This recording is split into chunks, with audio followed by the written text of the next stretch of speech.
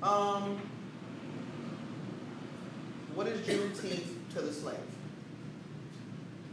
To birth and name our children, to do business, to dress, to grow food, to marry, to own, to preserve history, to read and write, to serve in the military, to travel, to vote, to worship. Before Juneteenth, or before the signing of the Emancipation Proclamation, enslaved Africans could not do any of those 12 things. I know you're like, really? Well, yes, this is true. In fact, let me make this a little more uncomfortable for you. Ready? If you go to Thomas Jefferson's Monticello, right? Everyone knows Monticello. That's, of course, where Thomas Jefferson's house is. There's a part of Monticello that has a listing of the names of all the slaves. You're going to see a very weird pattern that happens. A lot of the women that were born were named Mary. A lot of the men that were there are named John. Now, everyone for a moment, imagine that you've had a child. Pick a name for your child. Everyone ready? You pick a name for your child. Let me hear the name of your child. Let me hear a name. What do you have? Name for a child? Name for a child. Richard. Sounds solid.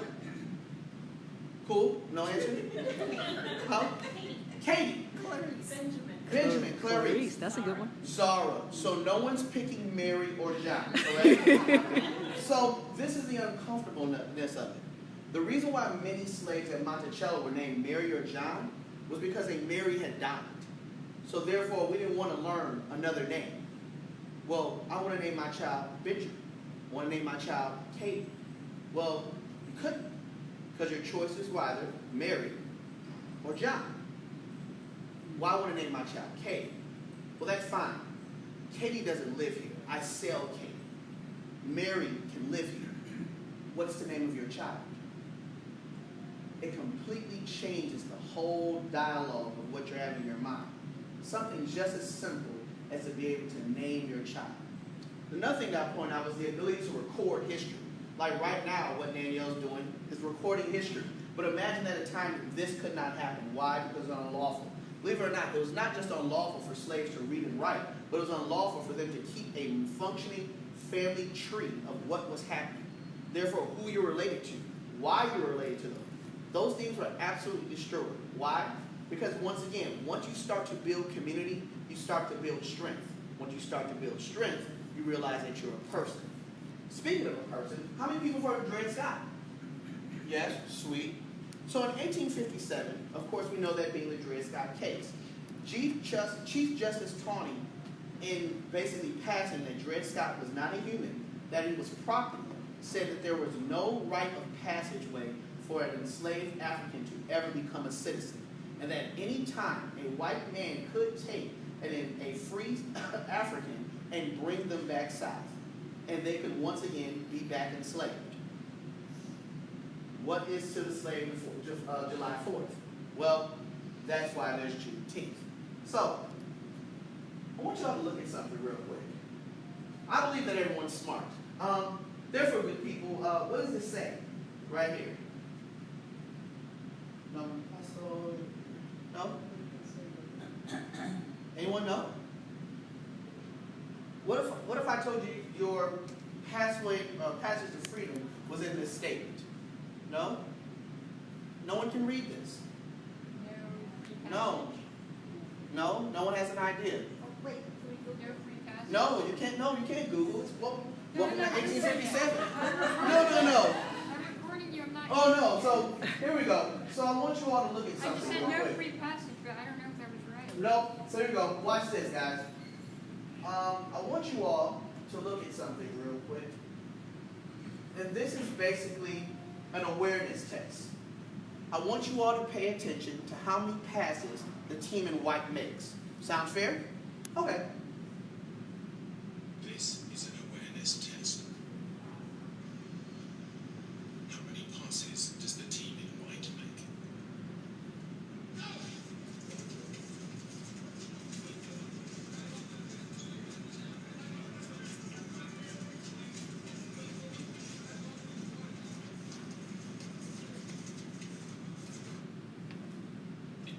Anyone have an answer?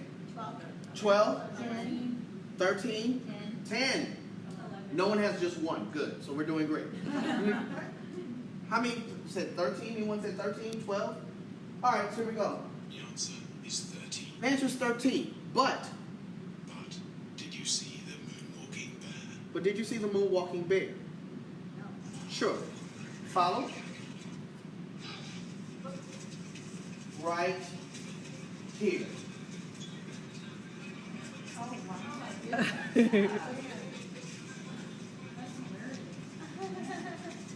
And just to prove it, because I've always have done this whenever teaching this, people say, that bear wasn't always there. Well, there he is. He's always been there. See him? Yeah. So, this becomes very interesting. So what do we learn from the exercise? We learned that knowledge is key. We learned that we have to know all the moving parts. If I told you all in the beginning, count how many passes and tell me where the moonwalking bear was, you would know exactly that there's two things. And it's hard to see something if you do not know what you're supposed to be looking for. Fair? So let's go back to our phrase, right? Non posso libre. No one? It does. Nice. So we have some context clues. It says, I can't liberate myself. Many African Americans could not liberate themselves because of the Emancipation Proclamation. Not because it wasn't written. It was because it was posted. And most Africans could not read.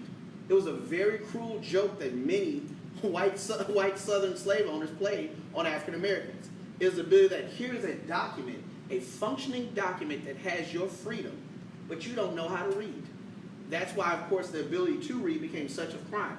Anytime that you have knowledge, it becomes power. Well, things become a little dangerous. So we're going to look at what are the the issue 1, issue 2, and issue 3 of why do we celebrate Juneteenth. The first thing I want you all to look at is, of course, the Battle of Antietam. Has anyone heard of the Battle of Antietam? So the Battle of Antietam is one of the most famous wars or famous battles inside the Civil War. Believe it or not, there was a time where the South was absolutely destroying the North. No one saw this coming. Trust me, no one saw this coming. The North had more sophisticated materials. We were thought to be the thinkers. The South, not as sophisticated. However, the South did have a good majority of the best soldiers. So at this time during the Civil War, the South is absolutely destroying, of course, the North. It's believed that, of course, Antietam or Sharpsburg is in Maryland. That if they would have won this battle, then it gave them a straight line into D.C., which means that they would have taken over the nation's capital. And the Civil War is basically over. So inside this battle, Lincoln basically really needs this win very badly. So from September 16th to September 18th of 1862, this battle raged on. Over 22,000 people died in this 3-day period. It was one of the bloodiest battles inside the Civil War.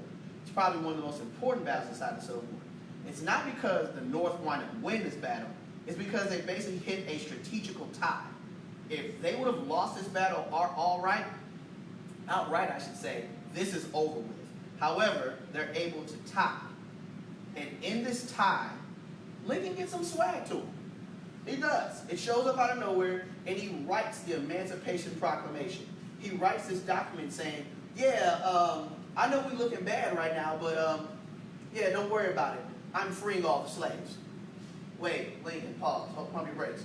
You do know we are losing. You do know we almost lost this battle. You do know this wasn't really, we're not in a situation of making mandates on the South. No, let's write it, let's print it, let's make it pop. So Lincoln writes this document, and inside this document, he not only tells people to write this document, but to go to southern states and post that this document does exist. So there were Union soldiers who went south to post this document. And believe it or not, they posted in southern states. They dressed up in plain street clothes because they didn't want to wear Union blues down south. And then they left. So that's exactly what happened. So for the fun of it all, many white slave owners kept the proclamation up. And it just sat there. And unfortunately, many African Americans or enslaved Africans at that time walked right past this document. And then didn't know anything the wiser. So this whole document of the Emancipation Proclamation is written in some blind faith. It's actually administered twice. Lincoln says the first time, hey, after the Battle of Antietam or Battle of Sharpsburg, hey, the reason why I'm releasing this document is because I believe that we're going to win. I believe everything is fine. Hey, if y'all don't release them, y'all going to be in trouble. The South, of course, goes, he does know he's losing, right? He doesn't know that we're winning? Okay, that's fine. And sure enough, it's not until January 1st, 1863, where Lincoln has to release the document again, back down south to tell enslaved Africans, hey, by the way, hintity hint, you are free. They go to all southern states except one. And we'll discuss that in a little bit, all right? Any questions, comments, concerns, gripes, complaints, compliments? All right, there you go. So there you go. Second thing that happened is that it changed the focus of the war. Now, there are two arguments of why the Civil War happens. Just two. One, southern states leave the Union. And of course, if you leave the Union, that of course is what? Starts with a T, ends with an N. Treason, right. Treason is punishable by one thing and one thing only. You want to know? Death, correct. So, the focus of the war was that we need to teach the southern states a lesson. And it's the fact that they've committed treason. And because they've committed treason, we need them to come back. However, when the Emancipation Proclamation is signed and is then put back out on January 1st, 1863, it completely changes the focus of the war. The war no longer becomes about secession. It becomes about how do we free a group of people who are not free in the South. Now, a lot of people want to believe that, oh, the Civil War has nothing to do with slavery. If you ever hear someone say that, politely walk away. It is fine. Politely end the conversation. This is great. Good catching up. Walk away. It's not, and trust me, it is a conversation about slavery. It's about how do a group of people enjoy free labor and not want to give that up. Period. They don't want to give it up. Consider this. The year is 1786. It's 10 years from when? Declaration of Independence. When, of course, our country officially becomes a country. 1776 to 1786. How does in 10 years this new country become one of the richest countries in the world? Just think about the disturbingness of that. There's China, there's Japan, there's all of these, of course, countries that have been in existence for years on end. And now, in the first 10 years, the United States is the richest country in the world.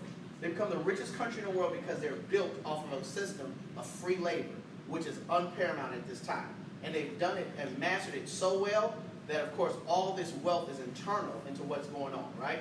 So, after the Emancipation Proclamation is signed, it's no longer about saving the Union, but how do we make sure that we empower a group of people who have had no power inside of our country that we live in. So it opened up the door for African-American soldiers to serve in the war. And here's the other little secret they don't teach you in history class. The United Kingdom wanted to be involved inside the Civil War. So did France.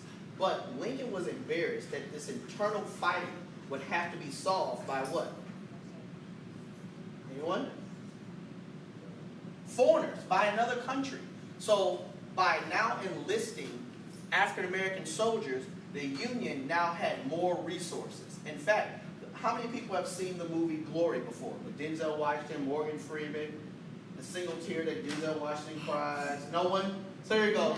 So inside of this movie, Glory is about the 54th Infantry.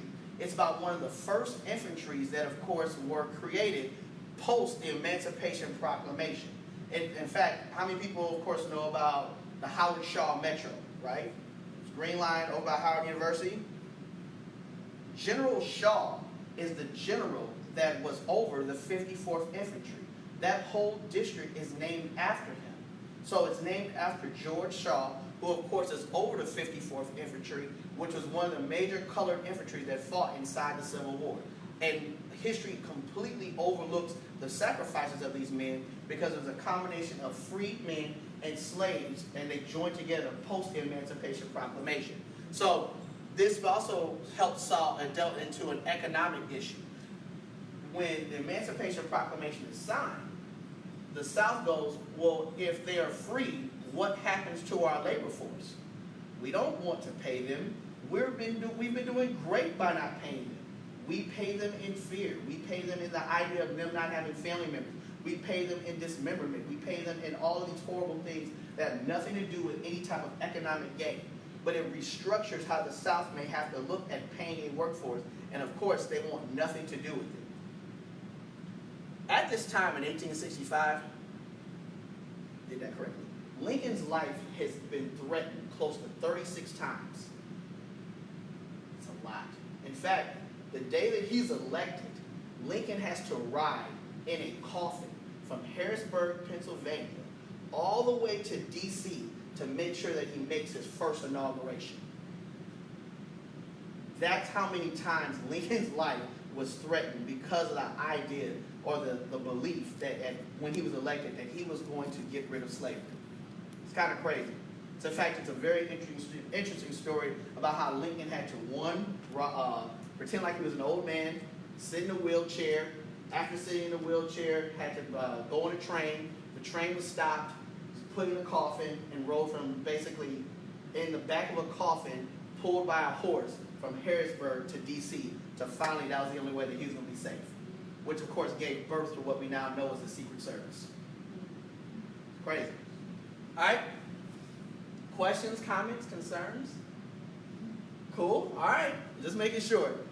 The third thing that comes up, oh boy, here we go. The third thing that comes up, as far as like before we get to really or the last thing you need to know about as we start to unpack about as far as with Juneteenth and understanding the Emancipation Proclamation, which is this really important document which flips the script on American history, is that nobody wanted to go to Texas. No, I ain't going. No, fam, I can't go. You going? No, I can't go. You want to go? No, I can't go. Are you busy? You want to go to Texas? No, I go. You know what? I got to wash my hair. I can't go. I really can't go. And I got to clip my toenails, and I got to microwave something. The microwave's not even been invented yet. I know, but I got to go invent it so I can microwave it, and then don't worry about it. So here's the thing, right? And during this time, deep in the South, no Civil War battles happened in Texas. Not one. No one wanted to go to Texas. Period. Why? Texas was the hub of where all the Confederate soldiers were. 2, it was also the hub of where all the ammunition was. So literally, think about D.C. Think about you have an executive order, you want to free slaves, and now you want to go all the way down to Texas. Many men that were assigned that task were unfortunately either murdered or got lost along the way. Yeah, I'm going. I got you because, I'm brave out here. Don't worry, I'll be all right. Oh, no, it wasn't going to happen. It's really bad. So that's one of the things that happened. Many soldiers wound up being killed. It was also one of the richest states thanks to slavery. So what wound up happening is that when the Emancipation Proclamation did come out, it never reached Texas. And Texas literally had a 2-year border around it, where if people in Texas that were slave owners knew about it, but the slaves that they had did not know about it. And if you're a free slave, you're not going to Texas. You're probably going as far away from Texas as possible. Oh man, I'm free. We should tell the people in Texas. Oh, they find out, just tweet them. Twitter ain't been invented yet. Don't worry, I'm going to go somewhere. I'm going to invent it. I'm going to Instagram it and live chat it. Don't worry, it'll be good. No, none of this is going to happen. The other thing is that happens is unfortunately in a pathway before Lincoln was unfortunately assassinated, Lincoln wanted to go to Texas personally to deliver this news. That's really bold. But unfortunately we know that Lincoln was unfortunately assassinated at Ford's Theater, dies at the Peterman House, which is across the street from Ford's Theater. Does anyone know this? It's aligned with what religious holiday? This happened in line with what religious holiday? Anyone know? Easter, correct. Lincoln, unfortunately, is assassinated, shot on Good Friday, winds up dying close or early Easter Sunday morning. A lot of people don't know that. Here's another interesting biblical tie-in. His wife, Mary Todd Lincoln, because she's so depressed about the idea that her husband is now gone, especially because it was her idea to go see My American Cousin. She traps herself inside the White House for 40 days 140 nights. And she wears black the rest of her life. In fact, she never goes to see him lay in state. When he's carried out of the White House, she says to the soldiers, I know you have to remove his body, but remove your shoes and remove your socks and remove all your weapons, because I don't want to hear that he's been taken. I just want to wake up and know that he's gone. The country was truly in mourning when this happened. So the lasting legacy was, of course, on June 19, 1865, when General Gordon Granger goes to Galveston, Texas, and says, hey, we're here, y'all, and hinty hint, y'all are free. Is this just now happening? Here's the thing. This really happened 2 years ago. Sorry.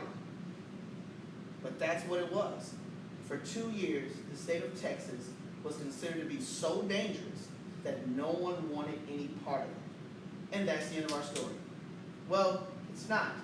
Even though we celebrate Juneteenth and we say this is the day that all slaves knew that they were free, they really didn't. Unfortunately, news of this had to spread all throughout Texas, and it took all the way to December of 1865. So think about it. They find out in April. Well, I'm sorry, they find out in June, which would be June 19th. That's June, July, August, September, October, November, December. This isn't the last, and in June, that's not the last group of slaves to find out. The last group of slaves find out in December, which is absolutely like parallel to it, right? To put it in context, how much do you think this bottle of water weighs? 16 ounces. Okay, 16 ounces, fair guess. Anyone else? No one else? Oh, no one else? Oh, no one's going to match that. Okay, so imagine if I had to hold this. Oh, yeah, what you got for your guess? 20 ounces. That's fair. Anyone else? It's 23 ounces, 23.7, according to the good people at Deer Park. So I know that I'm holding 23.7 ounces of water, right? That's fair. Now, what happens if I hold this over time? It gets heavier. But does the weight of this change? What changes? Muscle deterioration, and most importantly, fatigue and time. The last people that, of course, found out they were free are dealing with muscle fatigue. To know that 2 years ago when you find out that you were technically free, kind of hurts. So when they find out, a lot of them don't believe that they're free.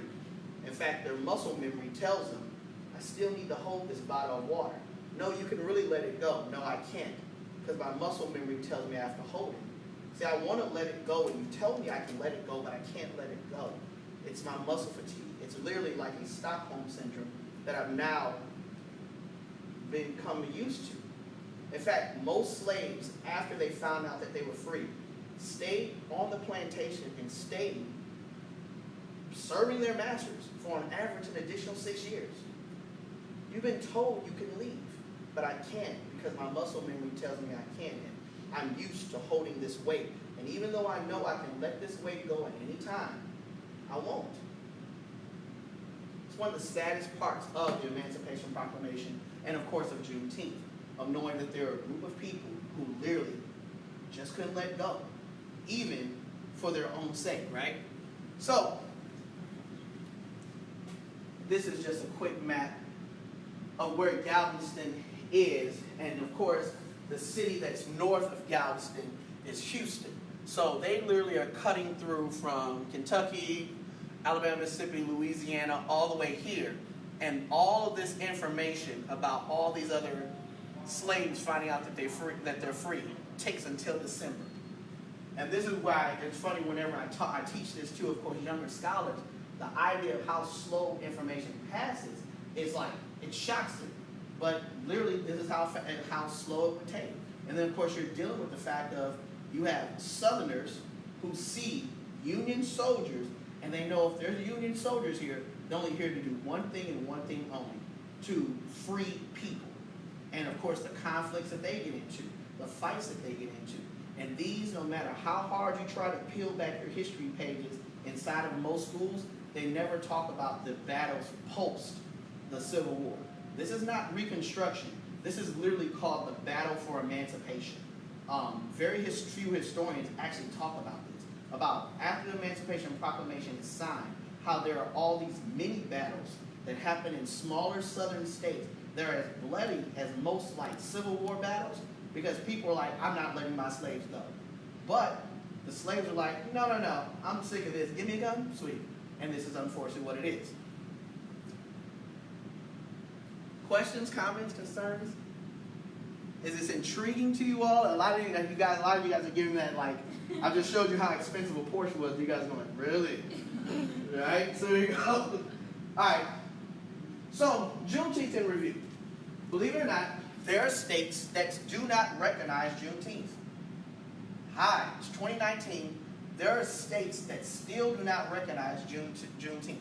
Will not acknowledge that it happened or anything.